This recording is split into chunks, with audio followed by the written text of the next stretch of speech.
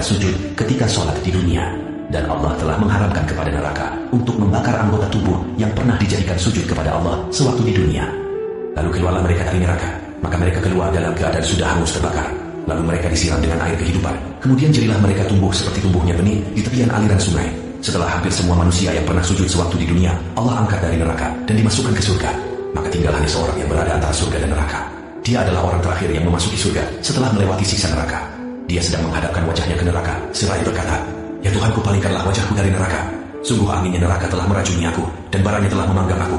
Lalu Allah bertanya, seandainya dikabulkan permohonannya, apakah ia tidak akan meminta yang lain lagi? Orang itu menjawab tidak. Maka Allah membuat perjanjian dengan orang tersebut, sesuai dengan apa yang diucapkannya. Kemudian Allah memalingkan wajah orang tersebut dari neraka. Maka ketika wajahnya dihadapkan kepada surga, dia melihat taman-taman dan keindahan surga, lalu terdiam dan tertegun. Orang tersebut seolah telah lupa dengan perjanjian sebelumnya. Ia kembali memohon kepada Allah, "Ya Tuhanku, dekatkan aku ke pintu surga." Allah Azza wa Jalla berfirman, "Bukankah kamu telah berjanji dan mengikat perjanjian untuk tidak meminta sesuatu setelah permintaan kamu sebelumnya?" Orang itu menjawab, "Ya Rabbi, aku tidak mau menjadi makhlukmu yang paling celaka." Allah kembali bertanya, "Apakah jika telah diberikan permintaanmu sekarang ini, nantinya kamu tidak akan meminta yang lain lagi?"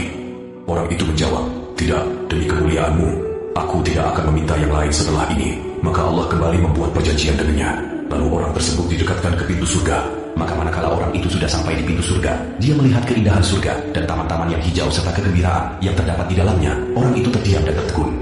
Kemudian orang itu berkata, "Ya Allah, masukkanlah aku ke surga." Allah berfirman, "Celakalah kamu dari sikap kamu yang tidak menepati janji. Bukankah kamu telah berjanji dan mengikat perjanjian untuk tidak meminta sesuatu setelah kamu diberikan apa yang kamu minta?" Orang itu berkata, "Ya Allah, janganlah engkau menjadikan aku ciptaanmu yang paling celaka." Dalam kelanjutan hadis sahih tersebut, Nabi Muhammad menjelaskan bahwa Allah tertawa atas sikap orang itu. Sebagai catatan, kita hanya wajib mengimani kejadian tersebut tanpa diperbolehkan untuk menanyakan atau membayangkan bagaimana tertawanya Allah. Kemudian Allah mengizinkan orang itu memasuki surga. Setelah itu Allah berfirman, "Bayangkanlah."